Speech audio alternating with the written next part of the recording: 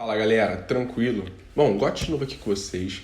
Nesse vídeo a gente vai terminar o nosso assunto equilíbrio iônico, ou melhor, continuar nosso assunto equilíbrio iônico, e o tema dessa aula vai ser sobre hidrólise salina. Então, sem muita enrolação, vamos lá para o tema. Vamos destrinchar aqui o que significa o nome, né? Hidro vem de água, né? Água.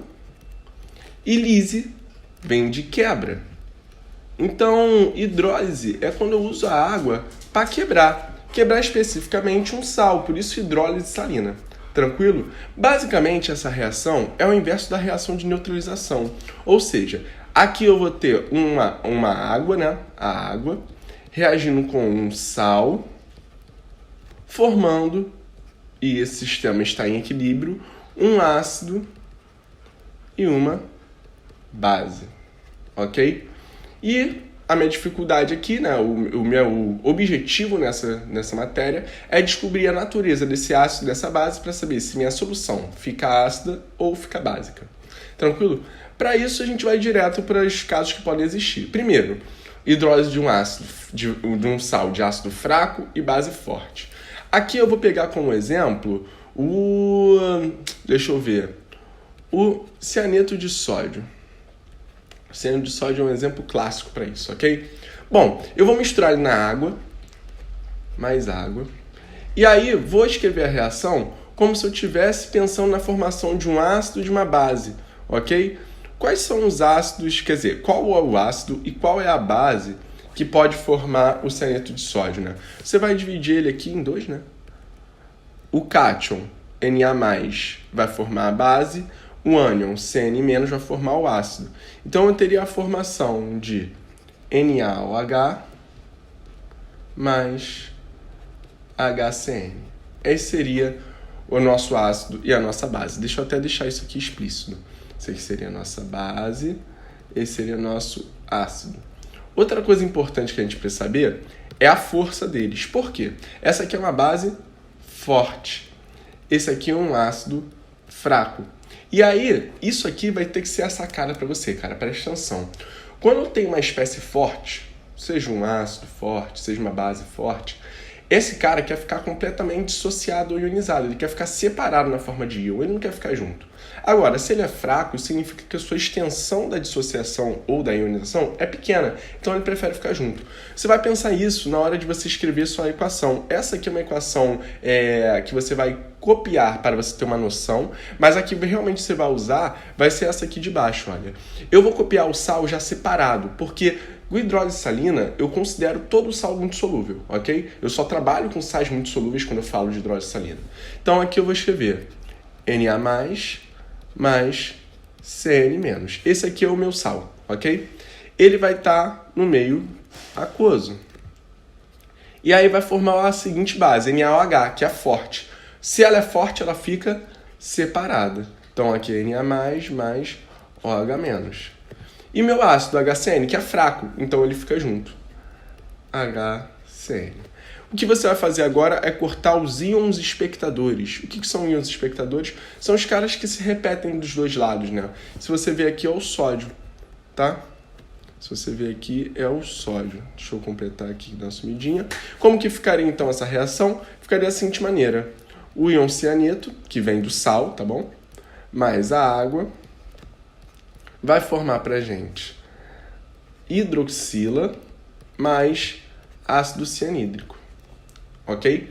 E aí você pode pensar, nesse contexto aqui, em escrever a nossa constante de hidrólise. A constante de hidrólise é a constante de equilíbrio quando eu trabalho com esse tipo de equilíbrio, o equilíbrio de hidrólise.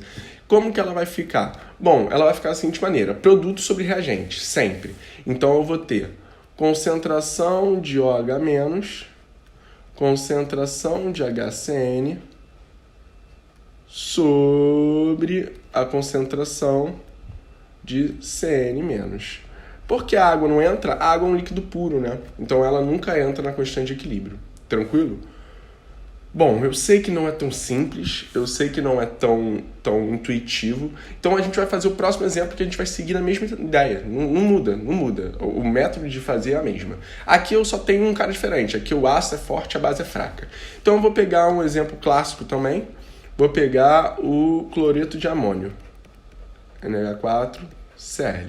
Aí, mesmo esquema, vou reagir ele com a água. E aí vou pensar, vou propor quais são os ácidos e a base que podem sair daqui, né? Aí NH4 mais Cl menos.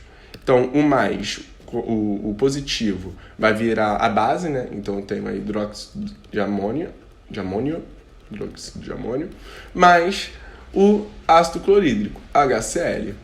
O primeiro é a minha base, né? E o segundo é meu ácido.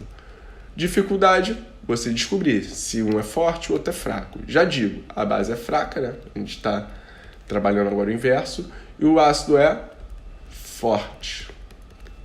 Tranquilo? De novo, se eu estou trabalhando com sal solúvel, eu vou pensar no sal já completamente dissociado, perdão. E o meu ácido, como ele é forte, eu vou pensar nele completamente ionizado. Então aqui eu vou ter o seguinte escrita, né? Essa aqui é só para me guiar, vou fazer agora.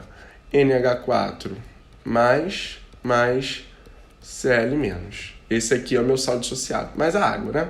Porque a hidrólise precisa de água. Bom, isso vai formar um equilíbrio com quem?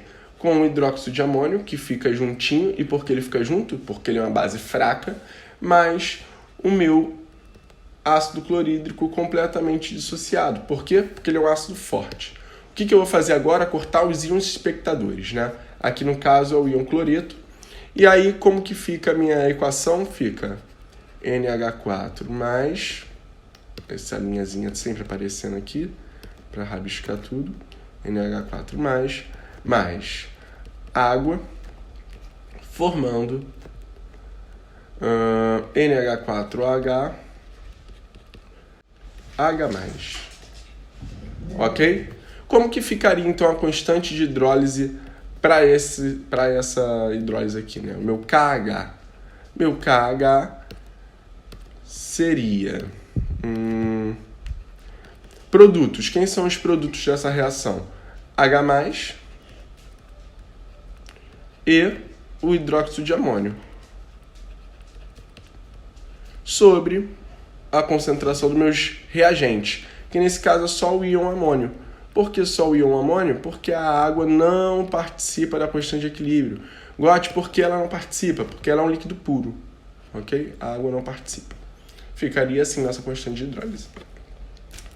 Vamos seguir para o próximo exemplo. Quando eu tenho ácidos, ou melhor, quando eu tenho sais de ácido forte e base forte também. Como que fica? Vou pegar um exemplo classicão também, tu vai ver. Não tem segredo. Nosso NaCl. Você vai misturar ele com a água. E aí você vai ter a formação de... Pô, isso aqui você já sabe, né? NaOH mais HCl. Esse é o exemplo que todo professor gosta de usar, né? Bom, se você reparar aqui, ambos são fortes, né? Isso aqui é uma base forte. Esse aqui é um ácido forte, né? E aí a gente tem que pensar no conceito que a gente propôs lá atrás, né? Se ambos são fortes, significa que ambos vão ficar completamente dissociados, né? Completamente separados. Então, quando eu for escrever a minha equação que realmente eu vou usar assim, né? Na mais Cl menos, toda hora essa linha aparece, mais água, produzindo Na mais OH mais H mais Cl menos. E aí você vai cortar os íons espectadores, né? Na mais com Na mais, Cl menos com Cl menos. Então, quando você for escrever a equação que você realmente vai usar, você vai perceber que basicamente é a reação de autohidrólise da água, né? Que pariu. Tranquilo? Isso significa que o meu KH nesses casos é igual a concentração de H+, concentração de OH-. Essa espécie que eu disse aqui para você, né, H+ e OH-, exatamente essa leitura pode ser também entendida como KW, que é a constante de autohidrólise da água. Tranquilo? Então, nesse caso, eu posso afirmar que a constante de hidrólise é igual à constante de autohidrólise da água. Vamos para o próximo caso, que é quando eu tenho hidrólise de sais, de ácidos e bases fracas, né? Então aqui eu vou escolher o cianeto de amônio, né? Vou aproveitar alguns exemplos que eu já dei. Aí esse cara vai reagir com a água e vai formar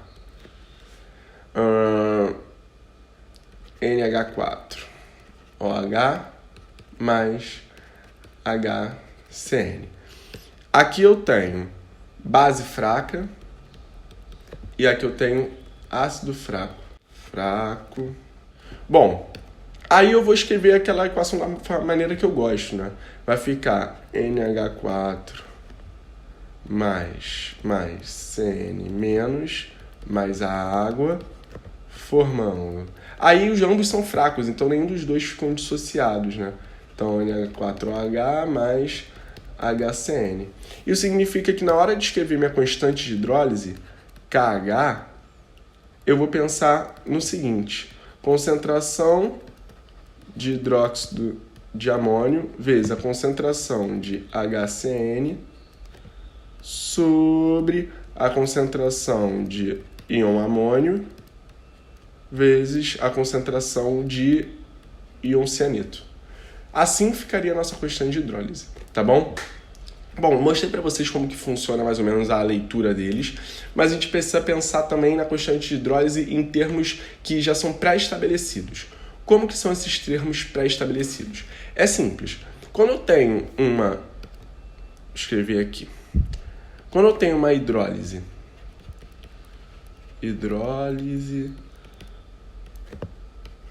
de ácido fraco e base forte, eu tenho a seguinte situação. Eu sempre vou ter o meu KH igual ao KW, né, o da água, sobre o valor do que for mais fraco. Então aqui, como é o ácido fraco, então aqui vai ser o Ka. Tranquilo? Essa vai ser a ideia. Então a gente pode tentar voltar lá no primeiro slide e definir isso de maneira ideal, né? Então aqui, ó, ácido fraco e base forte, eu posso dizer que isso aqui é igual ao KW sobre o Ka do ácido fraco, tá? A gente vai fazer a mesma coisa quando a gente for... Deixa eu voltar aqui fazendo na ordem, né? Acho que é até mais fácil. Aqui, ácido forte, base fraca. Como vai ficar? Vai ficar KW é igual sobre KB. Por quê? Porque a base é fraca. Já aqui, ó, ambos são iguais, né? Ambos são iguais. Então aqui vai ficar KW Ka vezes KB. Show de bola? Então a gente vai deixar tudo aqui bonitinho, resumido para vocês. Então, quando eu tenho a hidrólise de ácido forte e base fraca,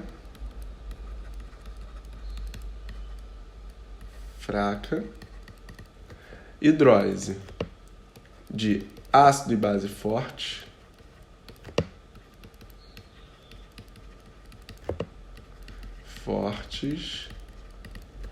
e hidrólise de ácido e base fracos. Bom, aí eu vou ter essa ideia daqui, né? KH é igual ao KW sobre o KB, sempre o mais fraco. Aqui, como eu não tenho nenhum fraco, o KH é igual ao KW, e aqui o meu KH é o KW vezes o produto dos Ks da base e do ácido, K e KB. Tranquilo, galera? Bom, era basicamente isso que eu queria falar com vocês. Espero ter ajudado. É um tema bem difícil, tá bom? Mas eu preciso que vocês deem uma estudada, façam exercícios para que a gente possa tirar dúvida assim que possível, ok? Vai ter uma aula só de exercícios, isso aí a gente vai treinar bastante. Fica tranquilo, ok? Beijão!